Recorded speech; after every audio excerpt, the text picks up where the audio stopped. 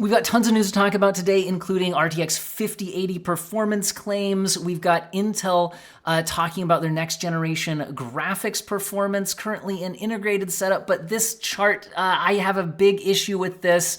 We'll talk more about that in a minute. You know, we got a lot of other stuff to talk about, but I think let's start with the 50 series news. So the 50 series, we're seeing the latest information, we'll talk about the sources in a minute, is that the RTX 5080 is targeting 10% more performance than the 4090, so the current flagship. But that'll also come with a power draw increase up to 400 watts.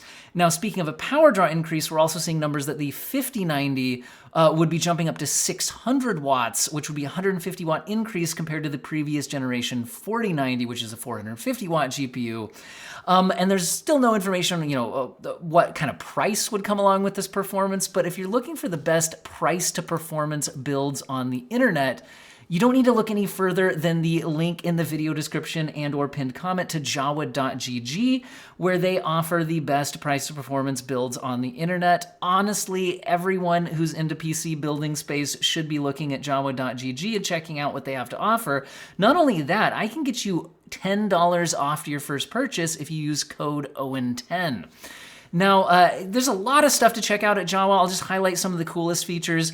One is that you can sell your GPU instantly to Jawa if you want to take your whole hassle out of the experience, or you can actually become a seller on Jawa and make your own listings. You can even set up your own, business selling pre-built systems and all that. Speaking of which, there's a ton of great deals at a lot of different price and performance tiers for pre-built systems on Jawa, so definitely check them out. And also, they have a huge Discord community where you get a lot of that one-on-one feedback, where a lot of times you're about to put something together, you're just like, just somebody please, give me a sanity check on this. This is a good deal.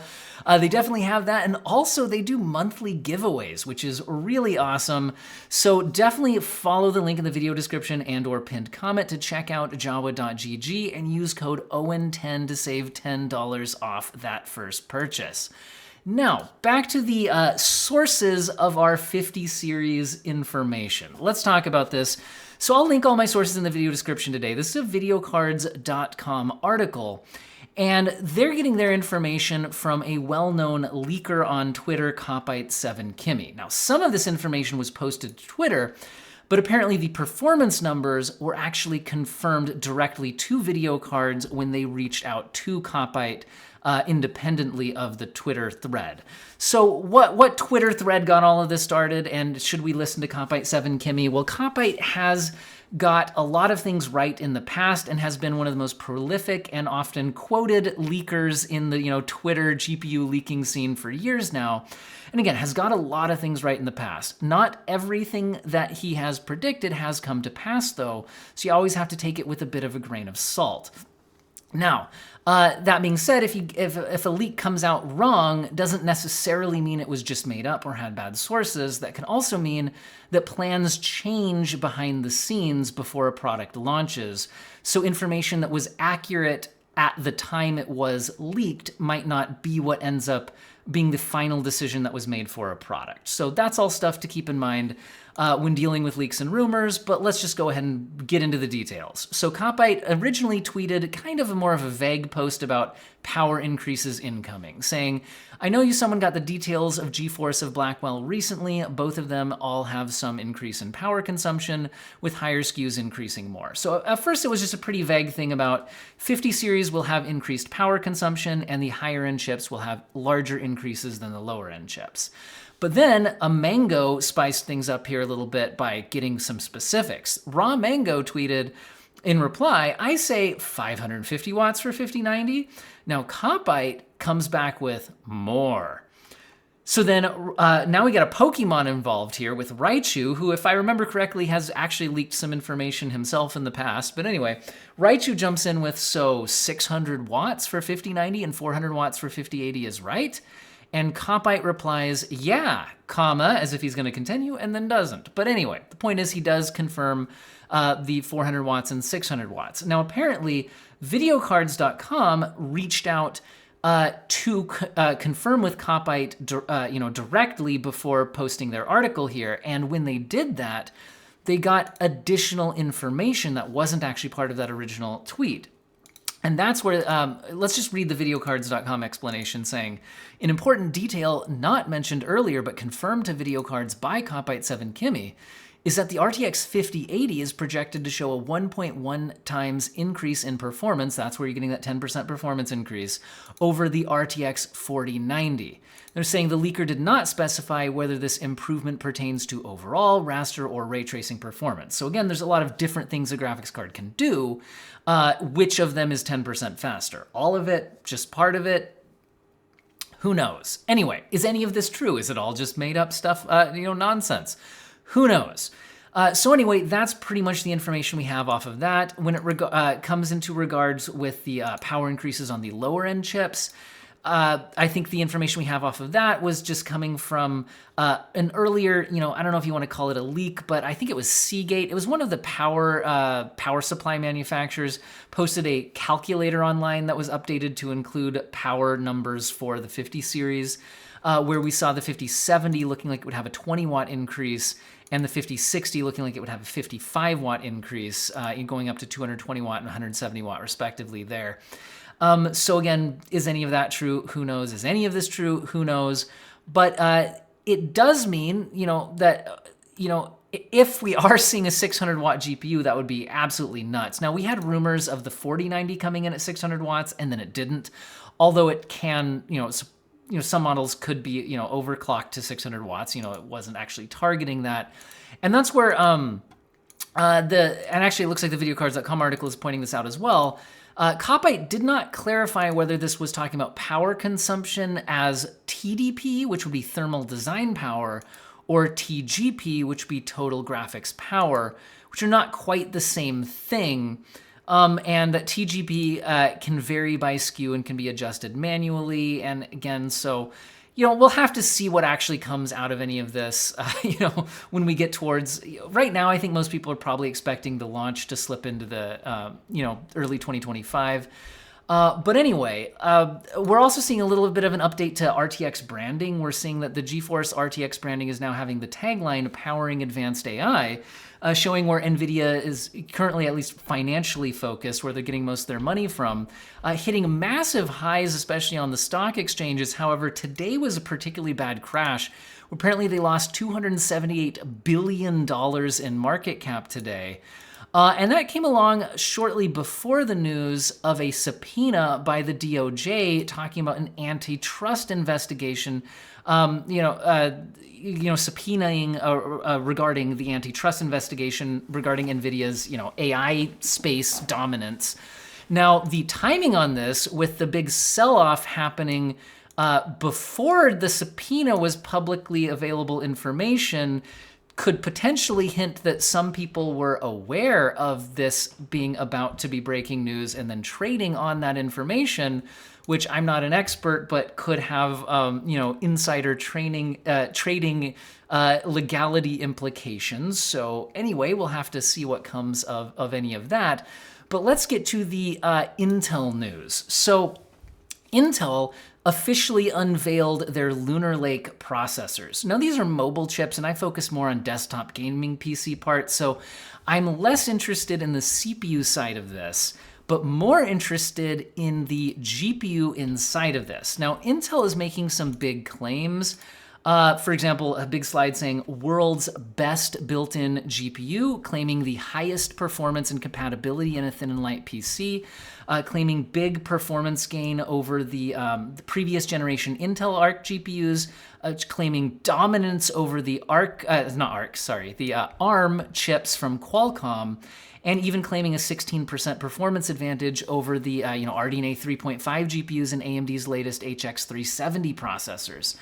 And this would be really good news for the desktop space if there actually was a huge advancement in Intel Arc GPUs as we move into, hopefully getting Battlemage sometime soon, which is why I want to spend a little more time talking about these claims.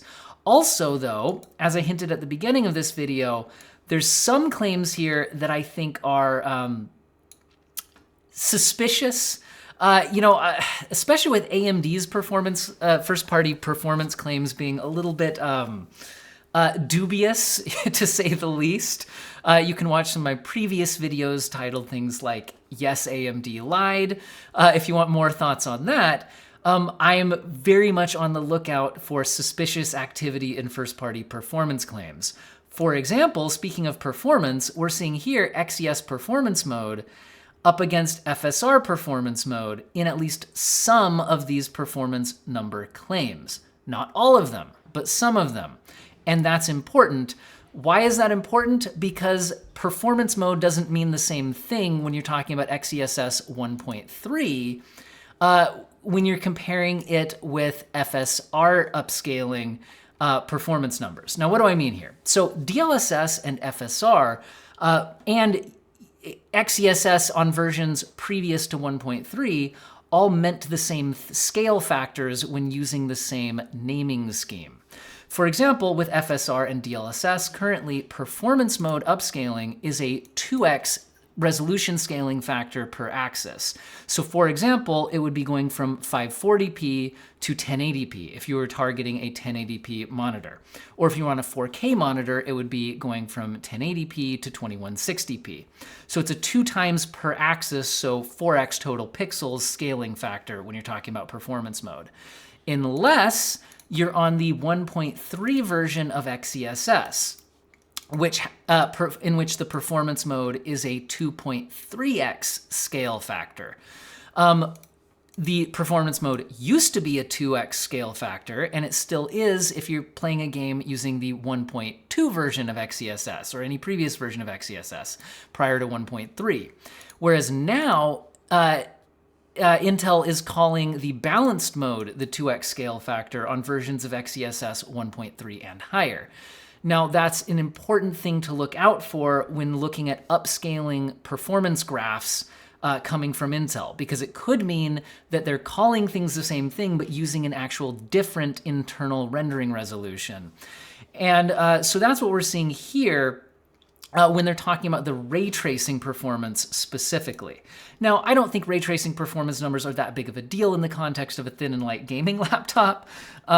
So anyway, there's that. But when they're comparing these charts here, that's at least suspicious. However, are these games actually updated to the 1.3 version of XESS? I don't actually know, because for example, the public release version of Cyberpunk, I don't think is. Last time I checked, it was version 1.2, in which case these might actually be a fair comparison.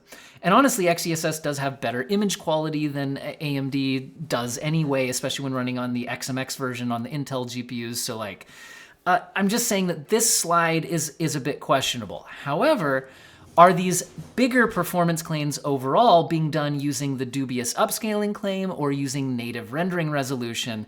And actually, as far as I can tell, these claims are being made using the native rendering resolution. How can I tell that?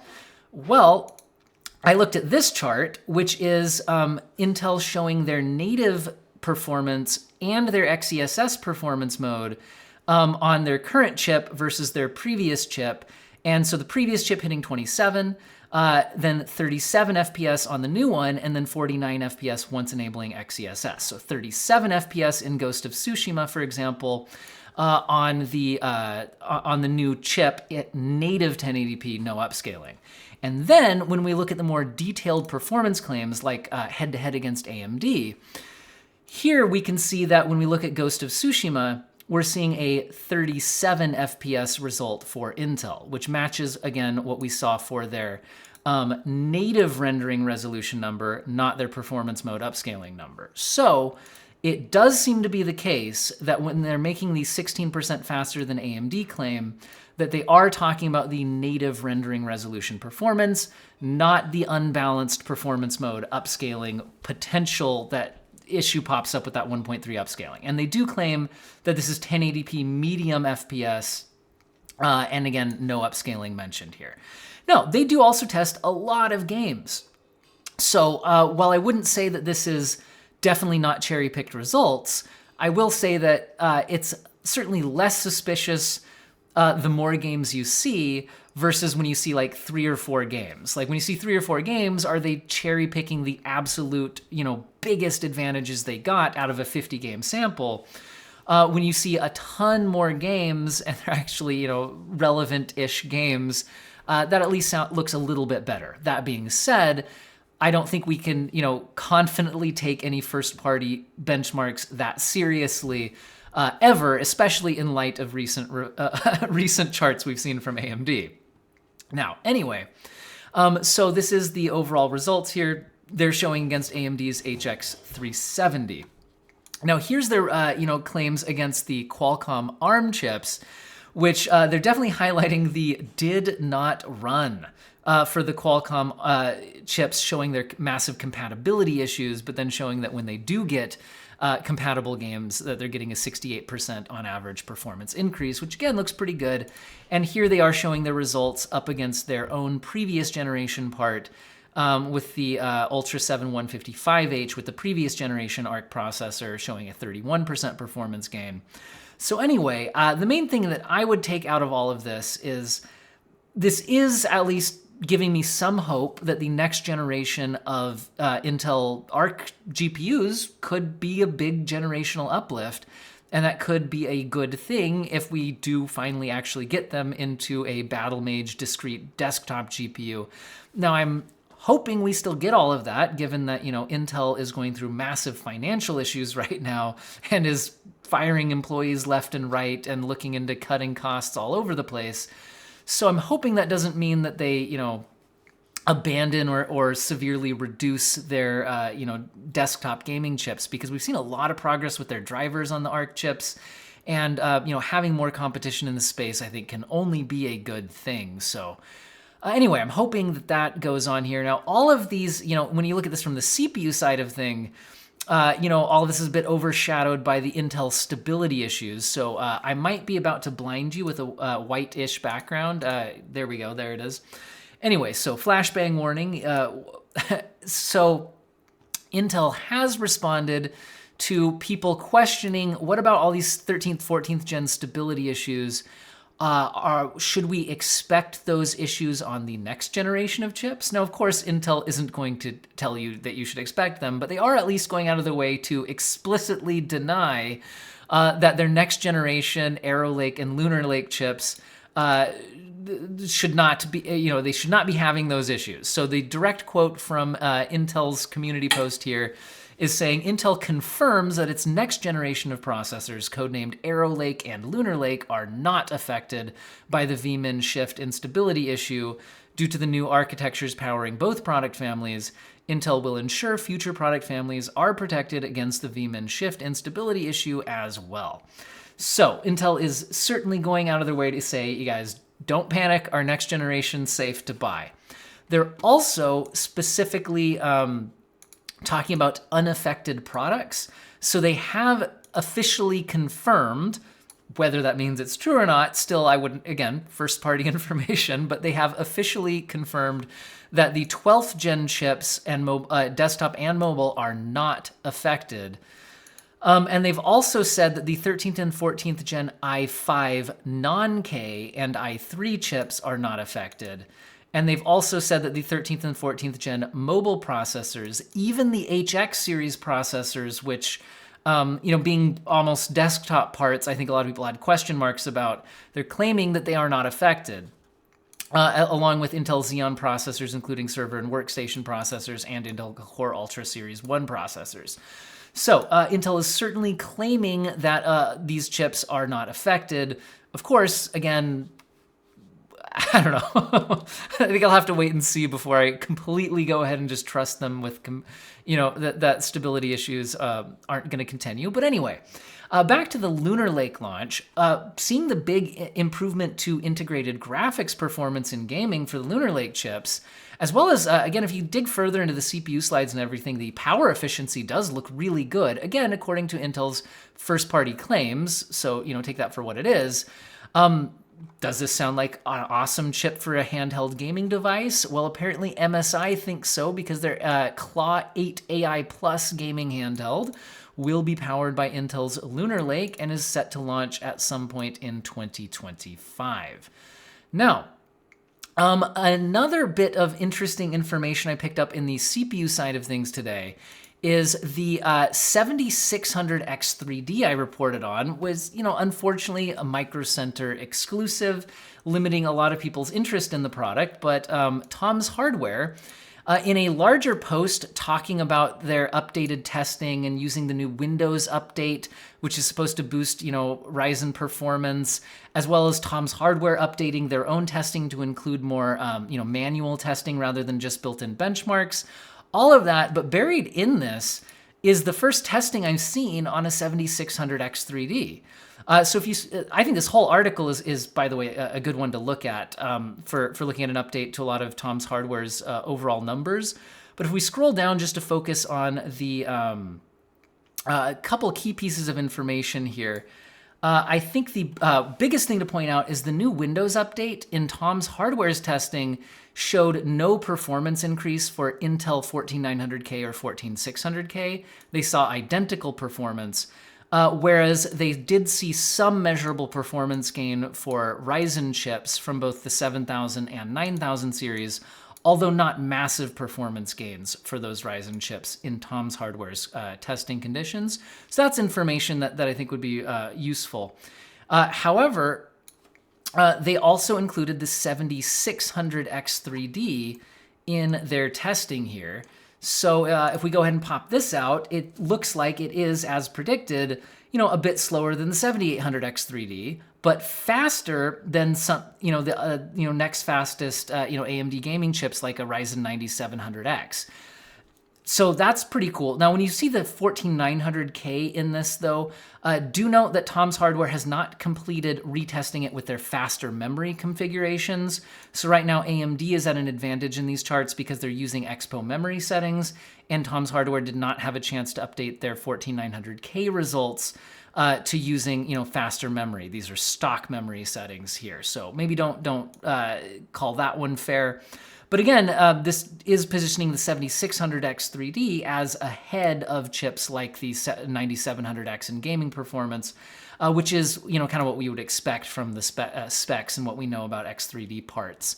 In other AMD news, it's looking like we have seen an RDNA 4 GPU spotted in a shipping manifest. Now, that doesn't really tell us anything about it other than cool. Although it is called the Navi 44XL, and that XL tagline is generally put on the lower end SKU of a GPU, or maybe SKU is the wrong word, but so you design a certain GPU and it can be cut down or it can be run at full performance, and the full performance is generally called XT or XTX. Whereas XL is usually the code for being, more cut down, a lower end spec version of it. So that's about all we have off of that. Is that, hey, look, it's on a shipping manifest. Cool. If you want to see the XTs and XLs and XTXs for the 7000 series video cards, does have a helpful little chart here. And by the way, I don't mean the brand naming of the product, because again, sometimes the product actually says XTX or XT on it or GRE, but the 7900 GRE is actually a Navi 31XL chip. Even though XL is not in the actual product name, so don't get too thrown off by that. So it's looking like the GPUs we know about so far for RDNA 4 that we've seen listed in various places appear to be a 48XTX, a 48XT, a 44XT, and a 44XL. Now, what kind of performance they end up having and all of that is definitely still, yet to be determined. Also, we're seeing that while MSI has updated their BIOS to support a 105-watt mode for the Ryzen 9 9700X and 9600X. That performance has already been tested by a Japanese outlet here. I'm finding this information from WCCF Tech, though, showing no performance gains in gaming in that 105-watt mode versus the 65-watt mode. However, in productivity applications like Cinebench that run all cores at pretty much max, then there are some measurable performance gains there. And then just overall, that means that for gaming, the 9000 series is continuing to be kind of underwhelming compared to the previous generation 7000 series, where we're seeing continual, lower pricing available. We're seeing the Ryzen 9 7950X as low as $410, and the Ryzen 7 7700X for $220. So with prices like that, again, it's hard for gaming to recommend the newer 9000 series products. However, if you are looking to get the 7000 series, we're seeing reports of the 7800X 3D having some fake models of it. I think I forgot to pull up the actual article here, but just be careful. I've been seeing fake 7800X 3Ds being sold that look like very convincing fakes. So just be really careful who you're buying from right now and make sure they're actually trusted sellers. Anyway, speaking of buying things, some people didn't buy Concord. In fact, most people did not buy Concord. And that means that Concord is getting, anybody who did buy it is getting a refund. So this game did not do well and has already been canceled, at least for the moment. So Sony will be issuing refunds, and these will be available through Steam if you are one of the few people who bought Concord. Now, is the game completely dead? I would say the wording doesn't confirm that. They say, while we determine the best path ahead, Concord sales will cease immediately and we will begin to offer a full refund for all gamers who have purchased the game. Now, again, they're saying that they're determining the best path ahead. So I think right now what they're probably going to analyze is whether it makes sense to sink more money into trying to maybe reconvert this as like a free-to-play game that might then get more interest, versus just cutting their losses now and, hey, there's a tax write-off, So, we'll have to see what they end up doing with it. Maybe we'll see Concord rise again as a free-to-play game, and maybe we won't. But if you did buy it, look out for your refund check because the game is dead. Now, upcoming games I'm interested in testing on the channel, like Warhammer 40k Space Marine 2, will officially have no DRM or microtransactions, which is very good to hear. And the release date is getting soon. It looks like the release times for PC and consoles are available worldwide here, so you might be able to check out whether you're getting it September 9th or September 10th. And let me know if you're interested in me benchmarking this game on the channel. I'm certainly personally interested in it, so I'm curious what your guys' interest is in a video on that kind of topic. Also, another game I'm interested in coming up is Stalker 2. And we're getting some information about, what kind of PC features will be available. It looks like it will have software RT Lumen. They're interested in adding hardware RT, but are not confident on that being available at launch. However, they are interested in cross-platform mods and multiplayer, but again, that will be a kind of a post-launch update rather than available right away when the game first comes out. And another game I'm kind of personally interested in is how about Kingdom Come Deliverance 2? And I'm seeing headline that it has more dialogue than Baldur's Gate 3, and it's half of all Wheel of Time books combined. I meant to grab my Wheel of Time series here as for the end of the video. Let's stack them up. But guys, Wheel of Time has a lot of words. If there's one thing that's very obvious just by looking at the series on my bookshelf. So anyway, let me know if you're interested in these types of games benchmarked on the channel. Certainly, Warhammer 40k Space Marine 2 coming the soonest out of all of these. And again, don't forget to check out jawa.gg in the video description and or pinned comment, and use that code OWEN10 to get $10 off your first purchase. Thanks to them for sponsoring today's video.